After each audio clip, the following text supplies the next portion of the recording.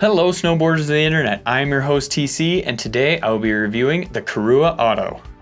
This board is equipped with Korua's float camber profile, so what that means is you're going to have camber from pretty much under that front foot all the way through the tail with rocker in the nose. What that's going to do is that camber section is going to give you all of that power, pop, and drive that you're looking for, and that rocker section is going to give you the ease in and out of turns with a nice little float for powder. This board comes in a 153, a 157, and a 161. I rode this board at Arapahoe Basin where it started off nice and sunny, even pretty warm, where after a few hours it did turn into that dark flat light zone where really you couldn't see any bumps in the snow or anything. It just looked pretty much white from the ground to the sky, but the snow was really good. It was that hero snow where you could just lay an edge into it and really trust that that edge is gonna hold and really dig in, leave a trench behind you. I used my Ride Fuse boots and Jones Mercury bindings. When we're talking overall flex on this thing, it is slightly stiffer than the middle of the road, but it does have a directional flex to it. So that nose is gonna be softer than pretty much the rest of it, where right underneath your front foot all the way to the tail, you do feel that rigidity from that full camber. When you torsionally flex it, it feels like the overall flex, possibly even a little stiffer, just because of how wide this board actually is. It takes a little bit more to foot steer. Now when we go over into the stability portion, it is going to be a stable board, but it's going to have some lively tendencies. When you do get into those hard, icy, chunky spots, it gets bounced around a little bit. You might feel a little bit of vibration coming through the board just because of that glass top sheet, but don't fear, you could still really charge on this thing on those smooth groomers and not have any problem with feeling that nose chatter or anything like that. This board is going to have that standard snowboard pop to it where you don't have to shift all your weight to the tail and really spring yourself forward. You can just load this thing up with your legs and pop it nicely. It's going to have that nice wide tail on it, so it does feel stable on that takeoff and the landing, where you don't have to worry about it. If you land in that fresh snow or it's a little wetter or anything like that, it's not going to get super edgy on you or try to like dig in where it just wants to land flat and stay nice and stable, keep going into that next side hit. Since you're here, you might as well like, subscribe, click that bell, and turn on those notifications so you don't miss any of our scheduled programming.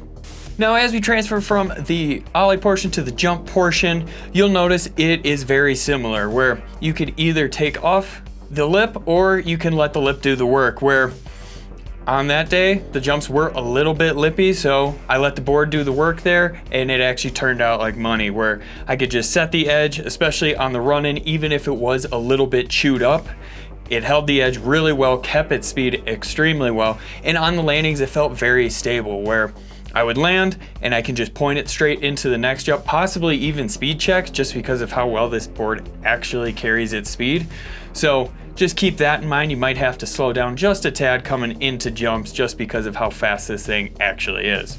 So when you're buttering this board, it feels actually amazing. I like the stiffness that it has to it, where I could still lean back, butter right on this contact point. If I lean back a little bit too far, this tail actually has caught me, where me and Avran were riding and I just went straight for it. It was like, uh-oh, that's too much, but I didn't wash out, so keep that in mind. It will hold you a little bit extra even if you go a little too far back.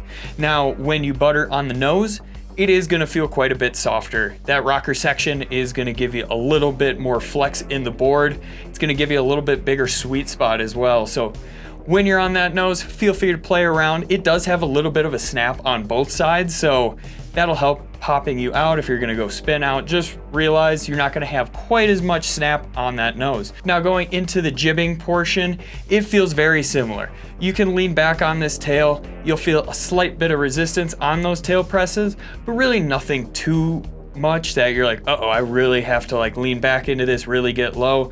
It's not quite like that. On the nose, feels it almost exactly the same as it does when you're just nose pressing on the regular snow. Not a lot of fight to it, so when you lock in, you're locked in.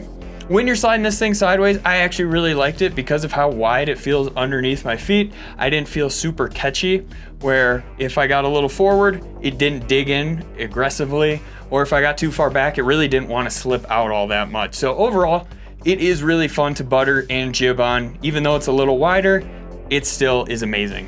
When you think of Korua, you think of carving boards, and this one's honestly no different, where you go to lay a carve down, if you're not paying attention or you're not putting power to the edge on this guy, it's gonna feel a little bit washy. The second you actually put that power into the edge though, it just grips that snow and lays down a heavy carve.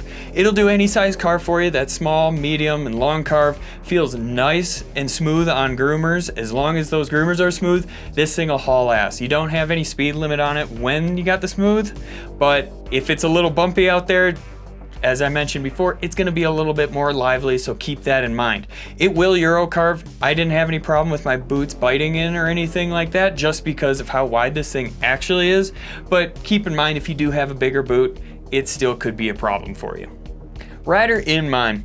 The ideal person for this board is somebody that wants to go all mountain, but really wants to keep it freestyle. Where they're buttering, they're even taking it to the park, they want to slide some steel on it, but mainly they're focusing on that all mountain riding where they're laying carves down and hitting side hits. If you're looking to get further involved, head on over to Angry Snowboarder VIP. What is it, you ask? I could explain it here, but we have a great video over there getting into it really in depth. I really like this board. This is my favorite board in the Korua line just because it does feel so versatile. Like, it feels like an all mountain freestyle board. Like, it's really fun. I do like the camber that I can drive into, drive out of, all that jazz. I see why Todd Richards used to ride this thing. It feels like that classic, like old school snowboard that you can just get on, lay a carve, and pretty much do anything you want on it. Comparable boards: the Yes Standard, the Rome Stale Fish, and the Wired Arc. Recommended bindings: the Union Force, the Yes Uninc, and the K2 Edition. This has been my review for the Korua Otto. If you're still board curious, why don't you go check out one of the reviews for the comparable boards.